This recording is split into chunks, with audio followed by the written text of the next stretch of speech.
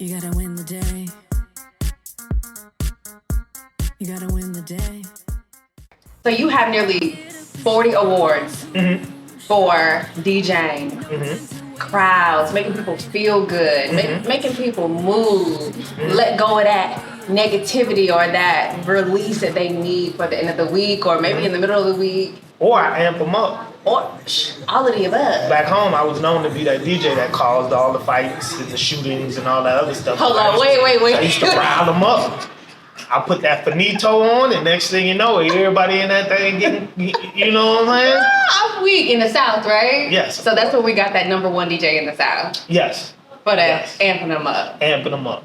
Not shooting in the fighting. Yeah, you know, in my younger days, you know, when I first came into the game, it was the Lil Jon Crunk era. Right. So, ooh, what a time. Yeah. That's when people were actually dancing. Exactly. Yeah. Yep. How do we get back to that time where you, not the shootings and the fightings, not that vibe, but everything outside of like people literally going to the club, meeting new people, dancing with a stranger just because you feel good and you want to network, but you also want to like get in the middle of the dance floor and dance. We got to put our phones down. That's the solution. That's it? Because people are dancing, but they're doing like the TikTok dances and the synchronized dances. They're doing choreography. In their sections, were they not doing on the dance floor? No, that's what I'm saying. People are still dancing, they're just doing the choreography. But in the clubs, people aren't dancing anymore unless those songs come on. You know, like if I play Kalani, everybody's doing a little dance. You know, like but as far as like dancing together, grinding on each other, you know, dancing in a more personal manner. Yeah. You know, we got to put our phones down. That's the problem. The problem is our phones. Okay. The problem is when you go to the club, everybody's nose is in their phone the whole time. Nobody's talking, nobody's interacting. With new people, that is. They're interacting with their homies, they're interacting with their homegirls. But nobody is really interacting with each other. And also the embarrassment of walking up to somebody and asking for their phone number, asking them to dance. Somebody's recording you know, getting rejected. Somebody's recording you dancing with somebody else. You know, like it's literally the phone. Yeah. There's so many different scenarios. The phone is the problem. You know what I hate? I hate when somebody come up to me and they're like, "What's your Instagram?" What's my Instagram? Like, I'm literally right here in the flesh. I'm only here probably because one of my friends asked me to come here. I'm probably here just off the rip. And you're asking for Instagram. Yeah, you know, a lot of people want to make sure, because I'll put it this way, back in the day, females used to always give people fake names, fake phone numbers. So nowadays, if I ask you for your Instagram, I can at least, can see whether or not you gave me something real. That is so funny. You know, I see some validity in that, but at the same time, I am still sometimes that person gonna give you a fake name. And I'm gonna tell you to call 911 because I'm a problem. You don't need that. Oh my gosh. But you know, like some people say, I mean, you say you're a problem, but some people say, I see red flags and think it's a circus. I'm ready to have fun. You know? Somebody will match that energy. Nah. But you know, I like a little sense of humor, you know, so I'll be down for it. Got you. But so back to your process in the South, did you start in Charleston or did you start, like, where do you feel like the meat of you DJing after Power 98, where it all came to fruition? Like, where was the meat of it at? Well, I wasn't on Power 98. I was on... The production assistant, right? No. I was on Hot 98. Hot 98. Hot 98 in Charleston, yes. Yeah, so Charleston is where it all started. You know, prior to me being on the radio in Charleston, you know, I worked at a record store. So that's where everything sort of was born at. Okay. As far as me being knee deep in music. Right. Not just on the creative side, but on the business side. Right. You know, I used to rap as well, but the music store, being ingrained in the culture every day for 8-9 hours while you're working, you know, and then doing something that you love, because I've always loved music. That's where, you know, I got the tenacity from That's where I got my seriousness about the business side of music from.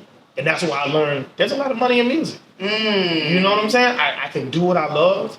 I can have fun. I can make money. You know, I can be creative. And all of it just sort of rolled into one in the music store. Right. That's so interesting because I remember like back when going to the mall was a thing and going to the music store to get the latest CD, the latest just maybe vinyl, maybe anything that the artist came out with. All of that. Like, I used to work at Sam Goody in the mall. Oh, back home. really? That was my first real job working at Sam Goody. And then I worked at Gap as well, you know, just bouncing around doing the mall jobs. We all had 1,700 jobs, 1,700 living jobs, you know. But I worked at Sam Goody, and then from there I went over to another music store called Cat's Music, which was like a local chain, you know, local chain. So I used to bounce around. But man, I loved it. If I could go back to working in a record store now, I would do that. Do you think it'll be the same vibe? For me, it would be. Okay. Even because are people like how we just said, how it was a thing to go to the mall, how it was a thing to go to the music store and pick up these legitimate copies. Is that the same vibe that you would get today when there's so many people on their phones and streaming? The record store I used to work at back home, it's still open. Oh, okay. So, and I have CD players in all my vehicles. So when I go back home, the first thing I do is go grab up a bunch of CDs.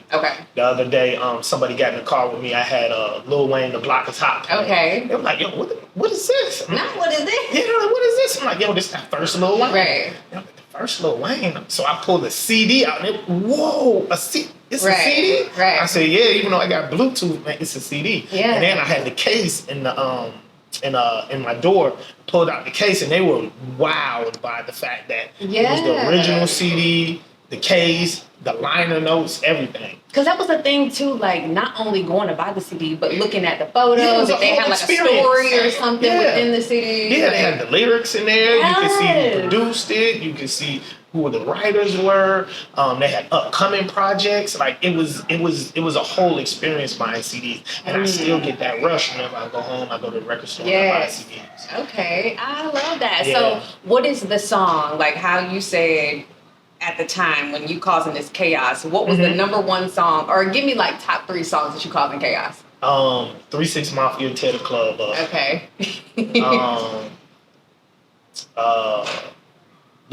Man, it was mainly anything Lil Jon and the East Side Boys back then, but it was mainly Get Crunk, Lil Jon and the East Side Boys, and then Pastor Troy, No More Playing GA. Okay, Pastor Troy. Yeah, could definitely shut down the club with any of those. Okay, now take those same 3 songs. Can you do it today? Yeah, I still. With those same 3 songs?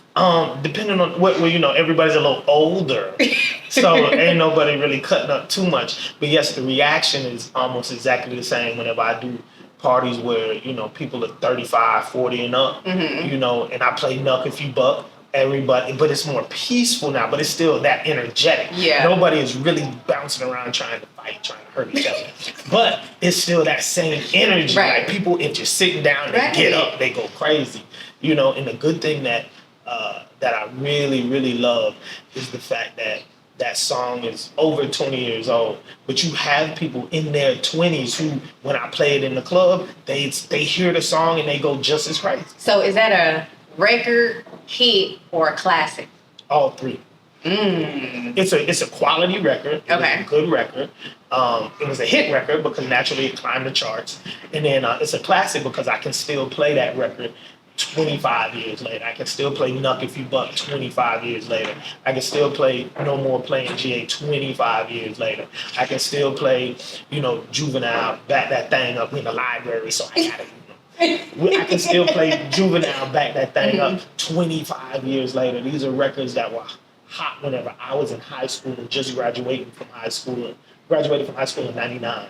So, you know, those records came out between 97 and 2005. You know, so I mean, man, those are classic records. That's gonna be very, very hard for the newer artists to duplicate. Why? Because hitting all 3, the record, the hit, and the classic. It's you broke that down really well. It's gonna be hard for them to recreate because first off, I can go back to the phones, to the internet, social media. We consume things way too fast.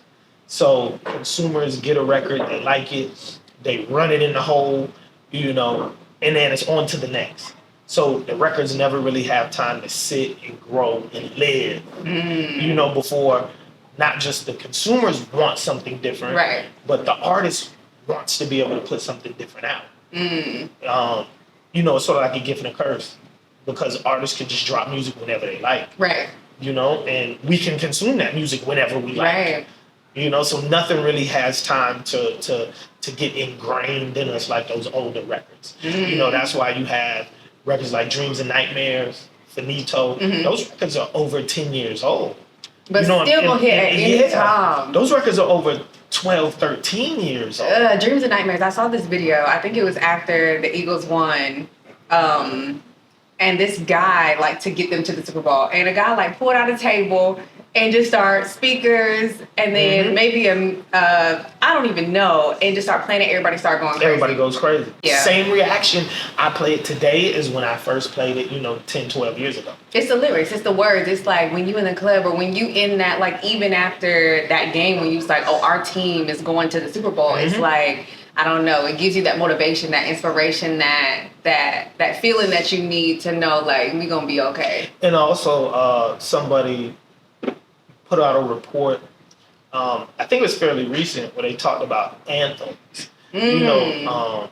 Artists don't make anthems anymore. They don't make songs that resonate with us. They make songs for the moment. They don't make songs for a broader type of base. And even Kanye West said something on a new not a new documentary. Well, it's sort of a documentary about the making of his new album, Bully, that's about to come out.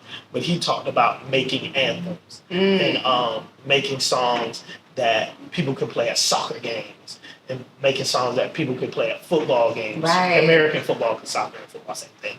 But could make he wanted to make those anthems that got people charged up and energized, and make those records that lived, just didn't die in 2-3 weeks or 2-3 months. Right. So I feel like a lot of artists don't sit back and say, how can I make an anthem? Yeah. Or just something that's going to resonate with a lot of crowds, not just one narrative. Exactly. So today, you just gave me 3 then, but today you walking into Stats, Halo, what have you, what 3 you going with first? It's hard. I would definitely, even though some people are going to roll their eyes when I say it, Finito. I would still say Dreams and Nightmares. That's your favorite. Those are my faithfuls. Okay. Also, I could do Future March Madness. That's always gonna hit. That's always gonna hit. That's gonna start you up. That's gonna okay, we got settled, we got our drink. That's gonna get us I can do I could even do Jeezy All There. That's still gonna get them as well. I could even depending on the type of club that I'm in, even Lil Baby and Moneybagg Yo, all of a sudden that record's still getting going. Right. Yeah. I could do Skrilla, Kodak Black. There's a lot. There's a lot you can do right now. It's still a lot. There's a lot. So which one of those are going to be classics 5, 10, 15 years from now? Well, Dreams and Nightmares is already a classic. Finito's already a classic. March Madness, I feel like is coming up on a classic type of vibe.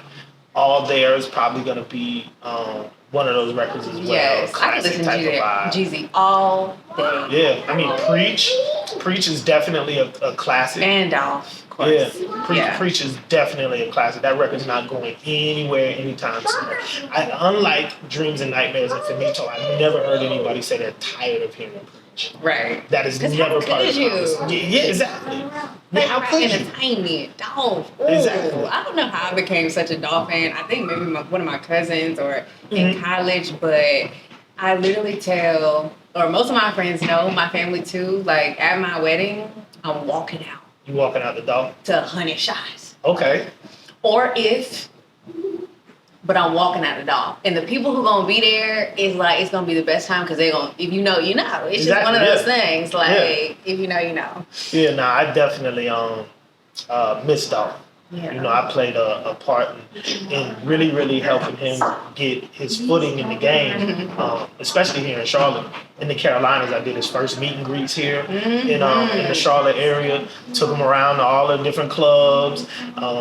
We did a DJ and influencer or a tastemaker meet and greet. Okay.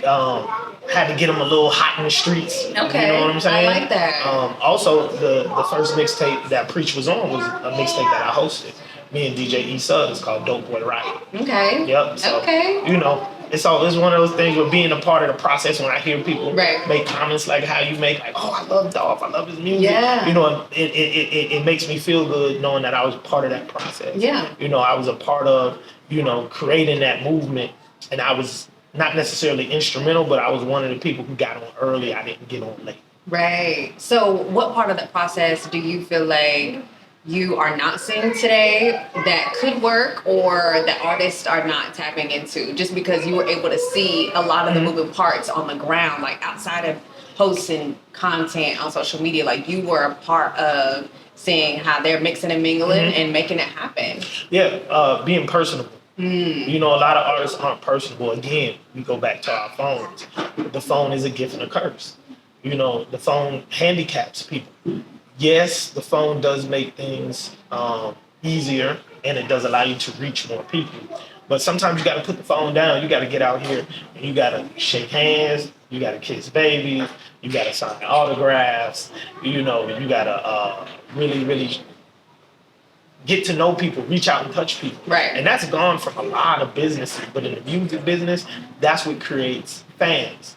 You know, that's what, and not just creates fans, but it'll take somebody who's just a listener and turn them into a fan. Right. And then it'll take somebody who's a fan and turn them into a super fan. You know, and super fans are what you need in order to sustain yourself musically. Correct. You need super fans. You need those people who are going to pay to see you perform. You need those people who are going to pay for merch, you know, and who are going to buy your merch. You need those people who are going to go hard for you in debates online. Right, you know what I'm saying? Right.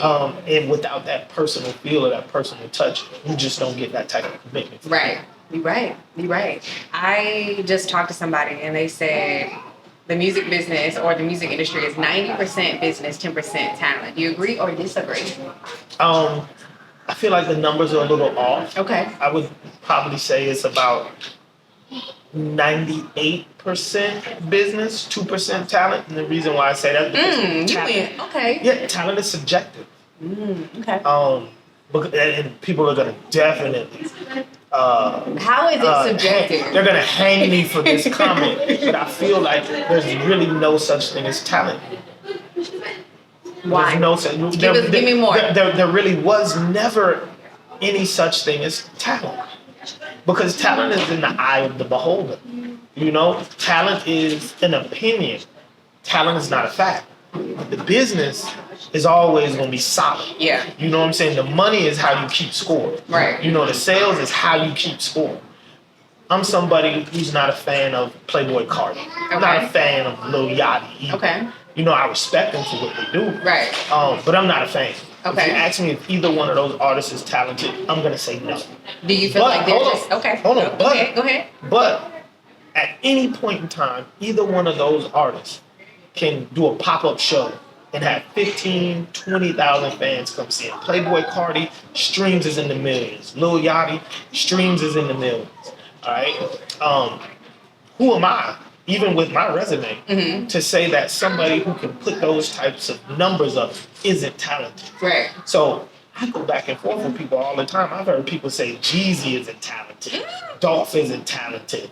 DMX isn't talented. I hear people say, oh, Jay-Z is trash. And I'm sitting here like, yeah, okay, that's your opinion. All right? That's strictly your opinion, and you are entitled to that opinion. Right. But the numbers say different. Right. Right? The longevity says different. So talent is subjective. Right. Is it the marketing that outweighs talent? Do you feel like someone who is not as talented, but they have the money to put into the marketing or put it in your face, that's how they're getting those super fans? Of course. Well, not necessarily the marketing by itself, but also their personality. Okay. Also being personal. That helps as well. Because there's a lot of artists who I'm just like, Then when I get a chance to meet them, and I can catch a vibe, I have a conversation with them. Yeah. Now I'm like, okay. You might buy a t-shirt? Yeah, you ain't that bad. Okay. All right, I can turn up a little bit to his music, personally. Right. Because I met you and I saw that, you're genuine, you're humble. Right. You may be funny, you're likable, or you're just super duper real. Right. You know what I'm saying? Everything you talk about on your records is 100. I may do a background check on you and everybody say you're 100. I meet you and you still give me that same vibe. Now, even if I wasn't a fan of your music, I'm still going to mention your name in rooms where I know you can benefit from. I'm still going to give you a little extra push than I normally would. Right. So being personable always works. Marketing and promotion works as well. Having a good strategy, a good team. Money is not always the deciding factor. Right. A lot of artists feel like money is where it's at. But just here in the Charlotte area, every 4 or 5 years, there's a record label or artist that comes through and spends close to $1 million on music. And they never go anywhere. Never. I'm talking about we never. Not only do they come up fast, but they die fast. And then we never hear from them again. I know artists from the Charlotte area or who have come to the Charlotte area from other places who spent $80,000-$90,000 on radio. Yes, $80,000 to $90,000 on radio. They done had to wrap trucks. They done spent money on radio ads, TV ads. They've spent crazy money, and here today, gone tomorrow.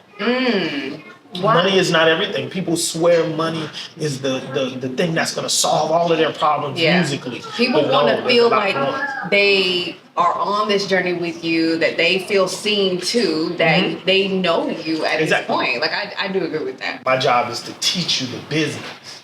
Everybody's situation is going to be unique. Some people will be able to be independent forever. Right. Some people will need a record label, right? Some people will need more of a joint venture type of record deal where you still keep your independence, but you still have the support of a label. Some people may need a distribution deal, where I'm still independent, but I have a partnership with a label as far as making sure that my music is in the right place and touches the right people at the right time. So there's a lot of different types of record deals. And a lot of the artists that we feel like are independent, they still have the support of a record label. Right. The record labels have adjusted their business model as well because they see that there's this huge surge in independency. Right. And then they also understand that, record labels take a lot of losses on artists as well. Right. We can look at them as being the big bad wolf, but there's a lot of artists who skated off with millions, you know what I'm saying, and didn't fulfill their contractual obligations at all, and that's what sort of has us where we are now. But my goal with the class is to make sure that no matter what situation you're in, you understand what you're getting into. And if you understand what you're getting into, then now you're able to make better business decisions. You're able to see how high of a mountain you have to climb to get out of your situation. Right. Or if you get into a situation and you didn't know something was hidden in your contract, you're able to sort of, navigate how to get around it, get out of it, or work through it. Right. I'm here for it. Listen, I was locked in. That's good. Each day, had my water and my trail mix ready to go. The class now, my issue with the class, and I haven't done it in probably about 6 months, is, it has grown. It is bigger than I ever thought it would be. That's a good problem. How is that? Because now I'm trying to keep the class affordable. And I'm trying to find a way to teach the class to where everybody benefits, including me. I love what I do, but I do have to make money as well. Yeah. You know what I'm trying saying? to find that balance. So trying to find that balance. The class has just completely grown. When I first started it, it was 1 day, 5 hours. Then it grew to 2 days, 6 hours a day. Then it grew to 3 days, 6 hours a day. Did I do 3 days? I think you did it 3. I think I did it 3 days. You did it 3. Classes now 6 days. How many hours? 5 hours a day. You know what? I can see that because even though, like, in those 3 days I got so much, I felt like it's still too much. Still so much more. Like, I feel like it's still so much more. It's and then you lot. really broke it down because you weren't just teaching; you were actually showing like artists giving their experience and also the paperwork, like how we fill it out. Let's look at to see if your name is already trademarked. Let's, so it's a lot of moving parts. Yeah, I could literally, and I'm also faced with the dilemma now of teaching the class in colleges and in schools. I now have people coming to me, want me to teach it in colleges or in schools. I'm thinking about going back to school to get my bachelor's degree. So that I can be a professor. Because that's what a lot of colleges are telling me, like, you got to have a degree to be a professor. We can bring it in. It's sort of like special topics. We can help you get it accredited. But the schools are turning into the record label because now they're telling me, if we do this for you, you can only teach it here. I've had multiple colleges tell me, because that would be cool if you were like traveling. Exactly. That's my goal. So dope. That is my goal. So many colleges are telling me now, we will let you come here free and get your bachelor's degree, no charge at all. I've had at least 4 schools. But you have to do. But you gotta teach it here, and you can't teach it in no other class. So it sounds you need to go get your bachelor's degree by yourself on your own. Yep. And then have a proposition to give to them based on your terms to see, like, how does that work? So right now I'm probably gonna just enroll in CPCC, pay out of pocket. It's like $3,000 a semester. Just go ahead, pay out of pocket, do what I gotta do, get my bachelor's degree, so that I can keep my independence. Because it doesn't make me. It's almost hypocritical for me to enter into a bad deal. Yeah. And then I'm telling the people in the class don't enter into a bad deal. Right. That's what I'm about to say. Don't, yeah. Yeah, and the purpose of the class was to be able to teach everybody. Right. So, I don't mind entering into a situation with a educational institution if I can still teach it independently. Sure, I will only teach at your college. Yeah. That's fine. When it comes to schools, I will only teach at your college, but I still need to be able to teach my class independently. I think you should do it. Go for it. Don't leave no money on the table. Don't leave no money on the table. You know what I'm saying? No money on the table. You can do online classes, can't you? Nah, that class too intense. You got to be in online. Person. That class too intense. You got it. Took it. It's way too intense for online. If not you, who? Exactly. If not now, when? Exactly. I'm just saying. I'm faced with a huge dilemma. Don't think too hard about it. I feel like you probably already know the answer. You just ain't moving. I feel like you probably already deep down your gut, you already know the answer. Yeah. I know what I need to do. I already know what I need. So in them prayers that you praying, yes, ask the Lord to help you move on that decision and keep you protected when you make it. I definitely need to make a play quick. Yeah. I got to this semester just started. I got to next semester. You got it. So all of this, we DJing, we are teaching the students, the artists, the foundation of music. It all stems back to you being an artist and it does. Learning, producing, engineering, artist management.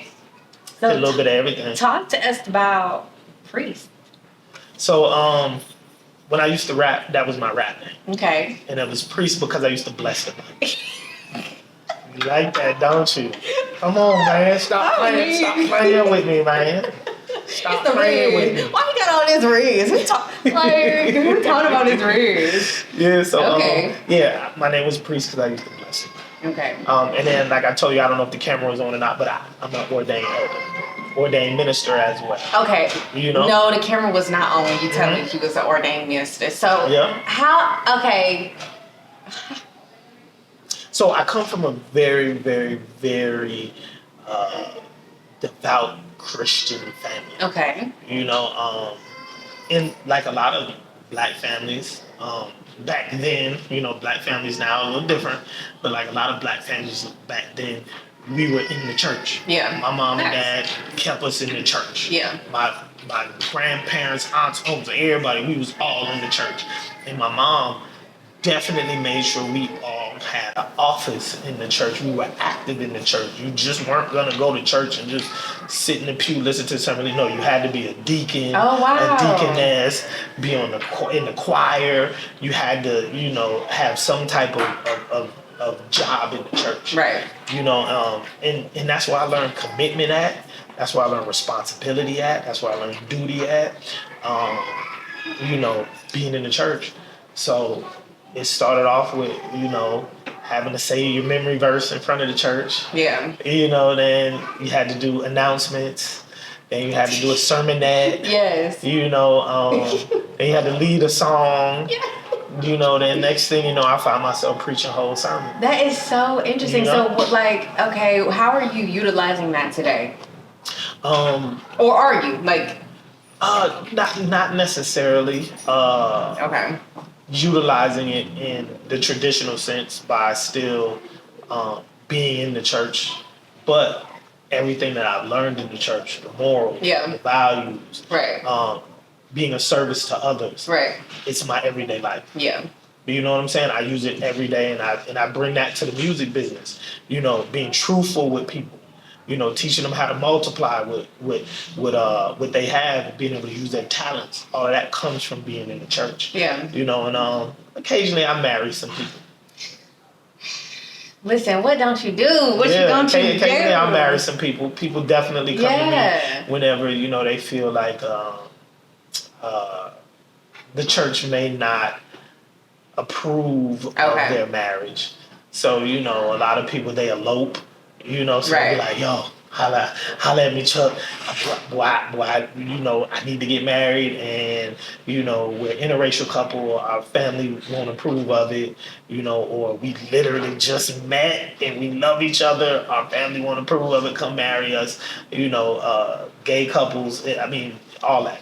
I'm here for it. Yeah, no. Just the whole jack of all trades. Yeah. If jack of all trades, I don't know if it's in the dictionary as full jack of all trades, but if it is, your name should be by it. Definitely, and that comes from my parents. Your background means a lot. Right. My parents have always instilled in not just me, but my brothers and sisters, that you can do whatever you set your mind to. Right. Whatever you want to be, you can be.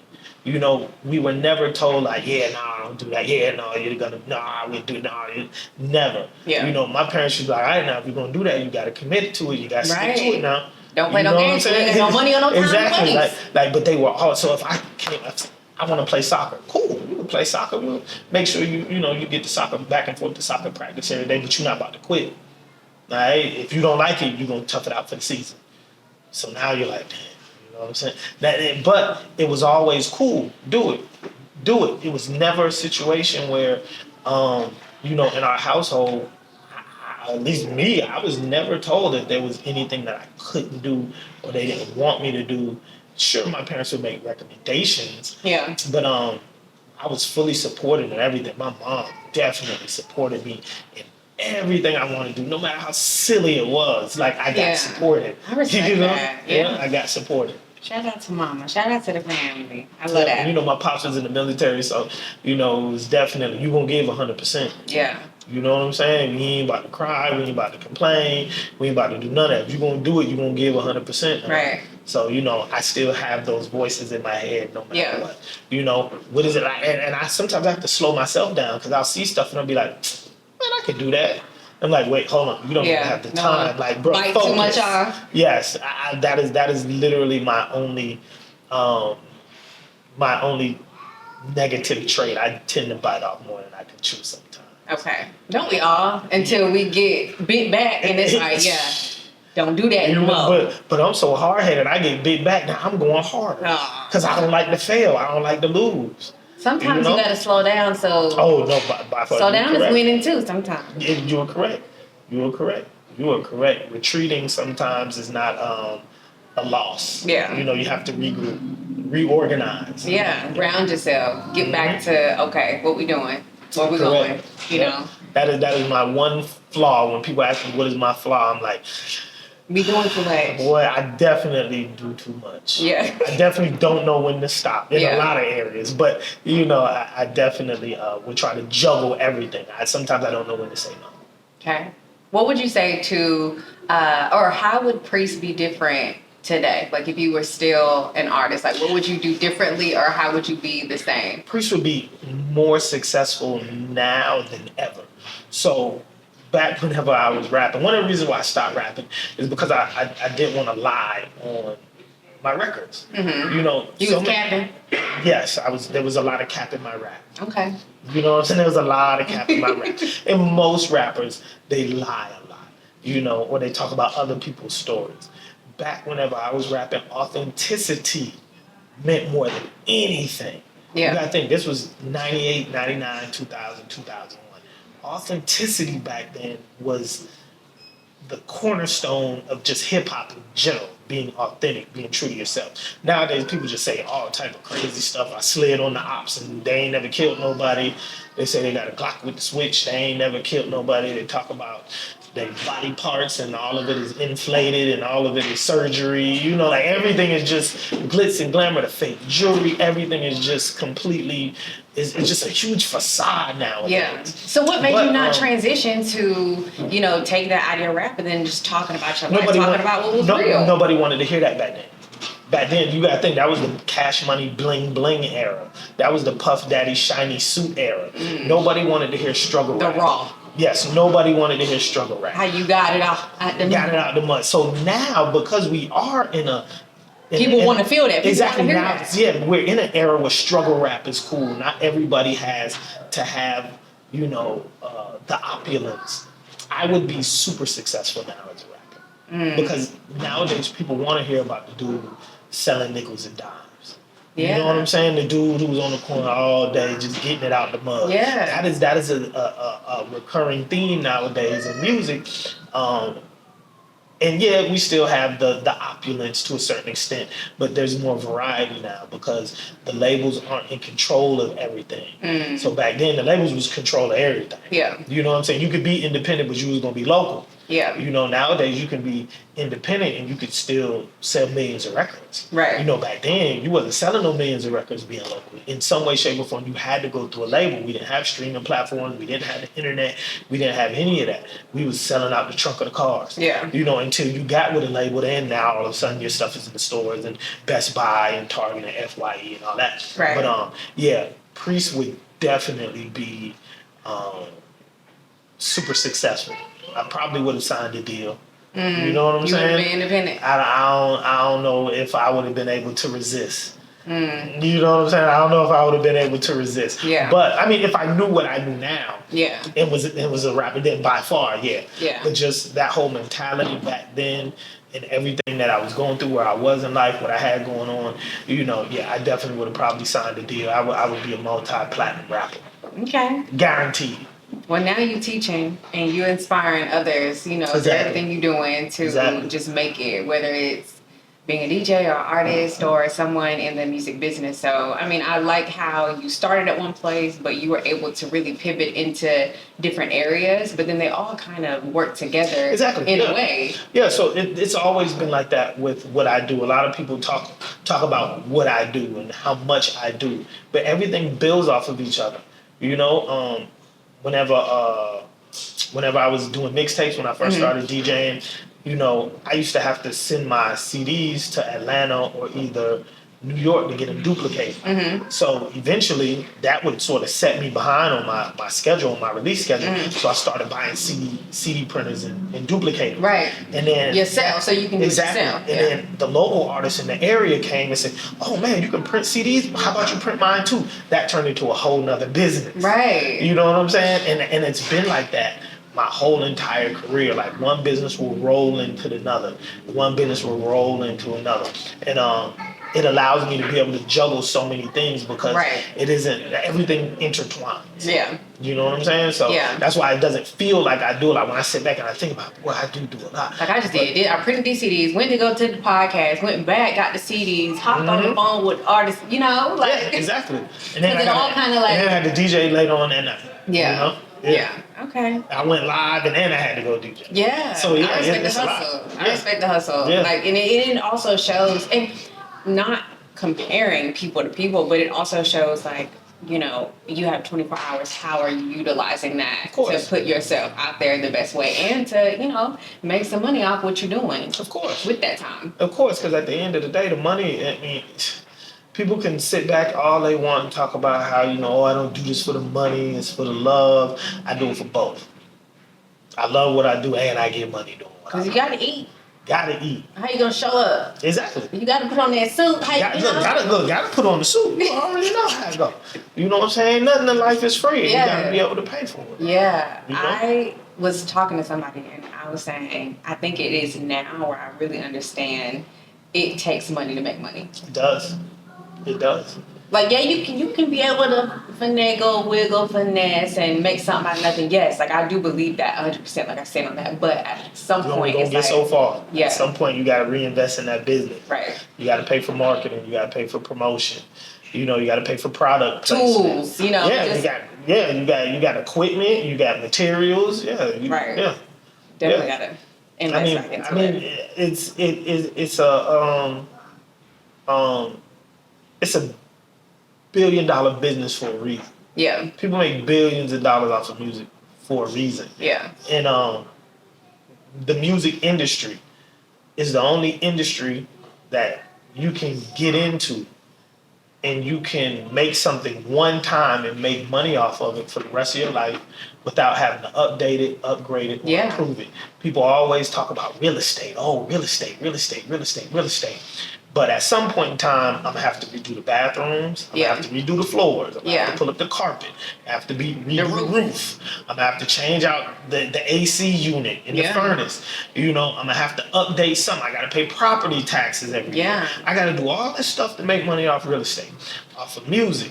Sir Mix-a-Lot makes $3 to $5 million a year solely off Baby Got Back, and he made that song 30 years ago. And don't have to do nothing new. He doesn't in any time. His other people probably doing stuff to it. I'm about to say, and every time he does something new to the song, it creates a different stream of income. Yeah. It doesn't stay on that same stream of income like with real estate, where if I update the bathroom, it's still that same stream of income. Right. You know, it's not like I bought a whole nother property.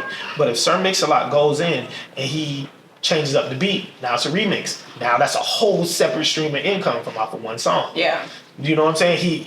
With a house, you can only really lease it to one person at a time. With a song, if somebody wants to sample that song and if somebody else wants to sample that song, I can let all these people sample the song. Music is that one investment. Yeah. You know, that one business you can get into and create something one time, make money off of it forever. Right. Which we were talking about venture capitalists, different businesses who don't even have a hand are in music, who are now in music. Yeah. And that's because the value never, if I make a song today, the value never decreases. If I put money in Bitcoin, if I put money in Amazon, if I put money in Ford, if I put money in Tesla, if I put $1,000 in today, tomorrow it could be worth, $5. Right. I mean, it happened to me with the crypto crash a few years ago. I put $35,000 in, and then in a period of a month, it was like $9,000. You see what I'm saying? With music, that doesn't happen. Yeah. You make money off of day one, off of $1. It is a profit off of $1. It never goes down in value. Yeah. You see what I'm saying? My music will never decrease in value. Right. The business. You gotta know the business. Don't leave no money on the table. No money on the table. Oh. None, not a dime. Listen, so Hornets Music Night, this is a way, like outside of teaching artists the business, you're actually helping them, get in front of different labels, A&R, just different people who are, the who's who in the music industry, and also get a chance to perform. So talk about, Hornets Music Night, and then also how it could be coming to an end, or just what that looks like. Well, I'm actually coming to the end of my 5th season with the Hornets. Okay. Yep, this is my 5th season. This will be my 7th Hornets Music Industry Night. And I always try to look at what I was missing whenever I was an artist, when I was Priest. Right. You know, and give that to the artist now. I Yeah. look at what's missing in this market that other markets have. You know, and they have so many music conferences and real networking events, not just showcases. Here in Charlotte, in the Carolinas, we have tons of showcases. Right. But when you talk about real networking events, real music conferences, we don't have it. So when I partnered with the Hornets for Hornets Music Industry Night, it was a way for me to sort of take things to another level. Not just personally, but just the actual music industry here in Charlotte. You know, what's bigger than the NBA? You know what I'm saying? And the NBA is one of those businesses that understands the culture because so many of the players, you know, are ingrained in the culture. Yeah. You know, the hip hop culture. And then when you talk about the music aspect of hip hop, you have Shaq, multi-platinum recording artist. You have Kobe, he tried to rap. Right. Damian Lillard is trying to rap now. You have Miles Bridges and Terry Rozier, who both are rappers. Right. You know, you had AI who tried to rap. Like the list goes on and on. You know, just the hip hop culture and basketball have always been intertwined. Right. So it was like a natural marriage for the Hornets and myself to sort of come together and do something for the culture, for the music aspect of hip hop. Right. So it was just in its inception, it was an amazing idea.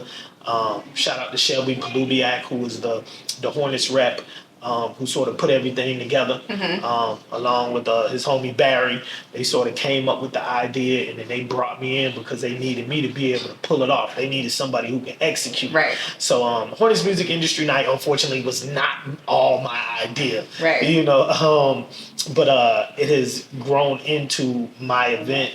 It still operates independently from the Hornets. Even though they tried to sort of bring me into the umbrella, I always try to make sure that I can keep my independence. Same thing I tell artists, keep your independence. You know, because when you start bringing in corporate America and what we do, it doesn't really last long, and then they sort of water it down a little bit. So, or can make you not love it. Or can make you not love it. So, you know, I put up all my own money for Hornets Music Industry Night. The Hornets don't pay me a dime. I'm not in the marketing budget. I'm not in the advertising budget. Everything you see happen is all me. You know, but they do give me an amazing venue. I'm able to use the name, use the NBA logo, use the Hornets logo, and I'm able to utilize their resources. You know, to help pull off the event, and it's worked extremely well. I've brought literally anybody you can think of from every label you can think of to the Carolinas to drop knowledge on the artists. Right. I've brought in, you know, the radio people, the DJs, the tastemakers from all across the Southeast to come in and talk to the artists and the producers. Singer-songwriters, all of that, you know, just giving people a avenue to be able to level up and to learn how the industry works, and put them in the rooms with people who they normally probably wouldn't see on a regular basis or bump into on a regular basis, who are here in Charlotte. You know what I'm saying? Or who are here in the Carolinas, like a lot of the radio people. You don't really get to see them out. Sure, you get to see Nolan and Larry. But you know, DJ Incognito is the one who actually calls the shots at the radio station. He decides what gets played and what doesn't get played. You don't get to see him out. But at Hornets Music Industry Night, you get to actually reach out and touch him. You know, and he's just one person. I brought literally every last single PD, music director from every radio station here. I brought all the hot DJs here, all the hot producers, you know, and I just genuinely feel like people don't value it like how they should. The artists don't value being able to make those connections like they should. Until it's too late, because I do think being an artist, like, one thing I've learned so far, relationships are everything. People are your greatest resource. Relationships is everything. And I think I can see where maybe an artist, like, I'm not going to speak for all artists, but maybe an artist they do get caught up in their phone. They do get caught up in what they're trying to do instead of getting out of their own way sometime and realizing, like, let me go touch hands, because you never know when you get to a certain point or when a decision needs to be made or somebody's thinking about for somebody for an event or something, like, just because you touch hands with that person at one time and they may have had that personal touch with you or y'all created some sort of mutual whatever and they remember you and they speak on you, and that could be like a game changer. Because DMs and emails, you know, you it's a shot in the dark. Yeah. You know what I'm saying? You gotta touch hands. You gotta touch hands. You gotta be in the places. It's a shot in the dark. You know, good luck. You know, people. I easily have 50 DMs a day where people check out my music, check out my music. Hey, big bro, I want to network with you. Hey, big bro, holla at me. Let's work. You know, what can I do to blow? What can I do? You literally are just a screen name, bro. Yeah. But if you come and you take my class, or if you come and you get a consultation, or if you come and you perform at one of my showcases, or if you just pull up on me somewhere. Yeah. You know what I'm saying? If I'm better. DJing and you pull up, now, and it's not just me being able to feel you out and see how you are personally. It's you showing your dedication. I'm going to get out the house. I'm going to go to wherever Chuck T is. And I'm going to find him. And I'm going to let him know. You could be laying in the bed, sending a DM. But going out in person, buying a drink, you know, introducing yourself, etc., like that can leave a lasting impression. Because I can't help everybody. At some point, I have to be able to narrow down who gets my time and attention. True. So it's always going to be the people who are going to work hard. Yeah. You know what I'm saying? Because like I said before, you know, talent is subjective. Yeah. You know what I'm saying? Talent is subjective. If you work hard, we can find a market that's going to buy your music. Right. We can find you a fan base. There's somebody who's going to like your music, no matter how trash people say it is. There's somebody who's going to like it. Right. So if you got that work ethic, I can work with you, and we're going to find those 20,000, 30,000, 50,000 people who love your music. Yeah. You know what I'm saying? But the work ethic is what's going to make it worth it for me. So yeah, get about that big. Yeah. You know what I'm saying? And Hornets Music Industry Night is one of those events where you can actually reach out, touch people, talk to people. You know? Mm-hmm. Exactly. You know what I'm saying? Yeah. Like that's what matters. You know, being in people's faces, being able to interact with them, and letting them see your passion. Yeah. You know, I just wish that more artists here in the Carolinas would take advantage of everything that I'm putting in front of them, because I see complaints all day online about what we need but nobody's taking action. Yeah, what's not here, and I'm sitting here like, I gave you all that. Yeah. You know what I'm saying? I've given you all that. Oh, the gatekeepers, they don't put you on it. There is no gatekeeper at Hornets Music Industry Night. You walk right up and talk to whoever. You know what I'm saying? Major label reps. They right here. You know what I'm saying? They right here. You don't got to fly to New York. You don't got to drive to Atlanta. You don't got to fly to LA. You don't got to, go to South by Southwest and spend crazy money on hotel rooms. I done brought everybody here directly to you. They right here in Uptown Charlotte for you. You know, no matter what part of the Carolinas you in, you never more than 3.5 hours away from Charlotte. So why are you online complaining whenever everybody's right here for you? Yeah. A lot of artists, they say, oh, ain't nobody gonna be at this place but other artists. But I mean, that's your network, that's your community, those are your peers. Right. You know what I'm saying? Partner up with somebody. Y'all go half on a box of flyers, your project on one side, my project on the other. Now we done cut the cost in half. Now whenever I'm out promoting, now when I'm promoting myself, I'm promoting you as well. Thanks. And vice versa. You know what I'm saying? If there's something in your side of town or your specific area of the Carolinas where something is going on, I need to know about it. So yeah, I'm a network with you so I can pull up and be in that position too. And you never know who's gonna blow. Right. You know what I'm saying? If somebody blow and you on their album, now people have heard about you. Right. You know, or they may take you on tour with them. Yes. You'll never forget those things. Yes. You know what I'm saying? Now, like I said, we can cut costs. You know, let's say a studio is offering, 10 hours for $35 an hour is $350. Shit, you bring your 175, I bring my 175. Let's buy these 10 hours together. You know what I'm saying? Regular price, $75 an hour. Yeah. We done cut the price in half because we done collab together on something. Work smarter, not harder. Work smarter, not harder. You're taking advantage of every last single panelist and special guest that I've had there. There's no reason why you should not be successful. A lot of people found out about a company called Chartmetrics. Okay. So Chartmetrics is what the labels use to analyze data.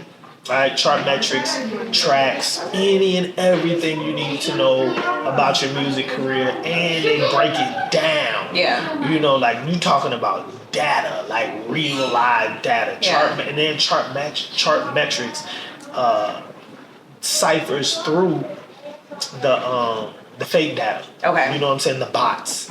You know, the streaming farms. Right. Chartmetrics sees through all that. So they see the raw, like what is actually stealing from real people. Chartmetrics will let me see where I'm strong at, where I'm weak at, and what exactly does my consumer look like. So now I can target my consumers, right? I'm talking about it gives you such detailed data that there's no way you can lose. I mean, it's expensive, right? You know, but that was one of the things that some of our panelists have consistently told artists they need to invest in. Invest in Chartmetrics. All of y'all can actually go in together. You know what I'm saying? 5 artists can go in and y'all pay the monthly fee for Chartmetrics, and now we're able to go in here and see exactly what I need to do. Right. What are my strong songs? But should you as a new artist pay attention to the numbers, especially if you're trying to grow that fan base, trying to grow, you still should as a new artist, because you have limited resources, you really need to pay attention to the numbers, because the numbers are going to tell you where you're effective at and what you're not effective at, what's working, what's not working, so that you can focus your attention on what's working. Yeah. So that you're not just out here throwing money into an area or a city or a demographic that is not resonating, that your music isn't resonating in. Right. You know? So you sense. gotta pay attention to those numbers. So if I'm looking at, you know, my Spotify for artists is cool, Apple Music for artists is cool. They give you a lot of data, but Chartmetrics goes across all streaming platforms. Okay. So if I'm looking at my Spotify for artists and my Apple Music for artists, I need to know what demographic is really, really rocking with me. Right. And that's the demographic of my attack. I need to know what cities are my strong cities. And those are the cities where I need to go and try to do shows. Right. You know what I'm saying? And I'm able to see where I'm weak at. And I'm able to say, okay, I've capitalized off of the strong areas. Let me go where I'm weak at and see why I'm weak there. Is it just not... do they just not like my music? Right. Or maybe they need to see more of me. Maybe there's people who just don't know me. You need to get outside. Exactly. Maybe they don't know me. So, you know, now I'm able to take that money that I made from capitalizing on the strong areas and put it into the weak areas and see if maybe I can turn the weak area into a strong area. How can a DJ in these times, in this society, in this music industry where we are right now, how can a DJ have a better relationship with an artist? Work together from the ground up.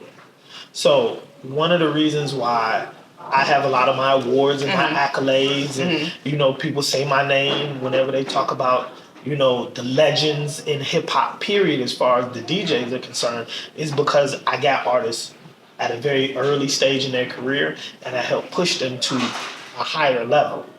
You know what I'm saying? And they have always sort of looked out for me as well.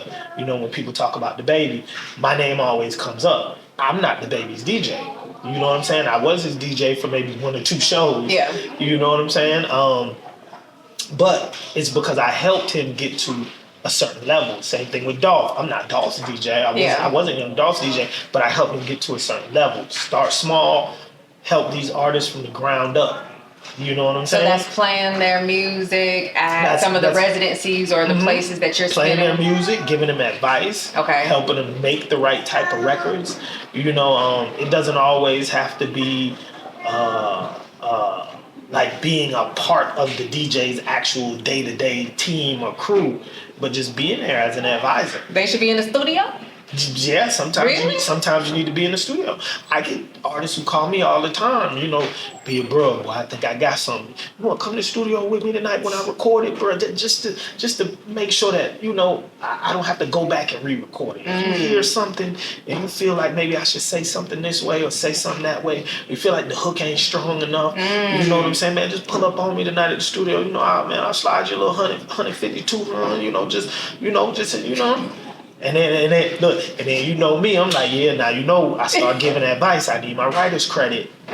And that's a whole nother conversation. I need my writer's credit. That's a whole nother conversation. If I help you make this hit, I need my writer's credit. I need 20% of the record. That's but that's just part of knowing the business. Yeah. But and having that conversation up front. And nobody has ever told me no. Yeah. No artist has ever told me no. I really do feel like if it's a collaborative effort, then exactly. But having a conveation up front. Period. Yeah, exactly. You need to have it up front. But nobody has ever told me no. They are actually more than welcome to do it because they understand I'm gonna give them good advice. Yeah. They understand if I put Chuck T into the record, he's gonna push it. So like it's a win-win. And that would be a dope situation. Now that I think about it. And it's just right. Like if you help me, I'm just the right moral thing to do is to give you a piece of it. So sometimes they call me to come to the studio and make things happen. Okay. But it's mainly producers though. Artists haven't done it in a while. But producers would do it and be like, boy, who you think I need to give this beat to? Who you can hear on this one, Chuck? Who you can hear? If you could put it in his inbox, I'll slide you 25% of the publisher. You know what I'm saying? Just let me know, Chuck, and stuff like that has worked in the past. Yeah. Okay. So on the artist side, let's say an artist doesn't have a DJ, haven't even thought about a DJ. Like, how can an artist make a relationship with the DJ? Especially, there's a lot of DJs here in Charlotte that are already kind of on for real, and some that are making their way. But what can the artist do? Build a relationship. Pull up on them at the club. Take it off of the internet. Sure, like following, like pictures, comment, that way they know your name whenever you do come and introduce them. Introduce yourself to them because a lot of times that's how I have artists that I literally just met who I've actually built a relationship with online. Yeah. You know what I'm saying? But get their attention and then pull up on them. Buy them a drink. You know what I'm saying? But look, buy them a drink. Invite them to the studio. Get them to make you a show mix because every artist should have a show mix. DJ pads. Get them to help you with your DJ pack. Get them to blast your records out. Okay. You know what I'm saying? But a show mix for whenever you perform live. Right. It's not like you're not singing on the full track. That too, but it's not like one track stops and then another track starts. True. True. Exactly. True. You get them to make you one long track. The DJ would do that? Yeah, I do it all the time. Put bombs in it, sound effects. You know what I'm saying? Echo some things out. Yeah. I got a promo now. It's called $60 show mix. $60 How many songs in the show mix for the $60? I mean, it starts at $60. Oh, it starts. Depending on what you know. That's what it says on the flash. It's starting at $60. So if it's something simple, just shoot me 60. You send me like 4-5 songs, I'll just dress it up for you a little bit. But then some people, I've done like full on like festival sets, like Chuck, that makes sense. Like Chuck, I can't afford to fly a DJ out here with me, pay for hotel and paying. Like I'm paying to get on this music festival, so I don't have the resources, but I know I need to go out here and kill it. I need bombs, I need dope transitions. You need the energy. You need exactly. that. If you can scream at the beginning of the record, introduce me, bring me out. I got you. And I'm like, not a problem. Shoot me 150, I got you. And we'll dress it up, and then look, they call me and be like, bro, I killed it thanks to you. Especially when you cut the music off and you just had my acapella playing and the crowd is chanting stuff. I love that. And then sometimes, I had like a little sound effect in the background of the crowd like going crazy, and then they get the real crowd going crazy. They can't tell like it's coming from the speakers. They think it's people around them really cheering for this artist. So, Yeah. That's it. Look, I've done it. Okay. You know what I'm saying? So, there's a million different ways you can interact with a DJ. just to build that relationship. Yeah, I just thought about something when we were talking about like playing music to get people to dance and possibly moving out sections. Hold that thought.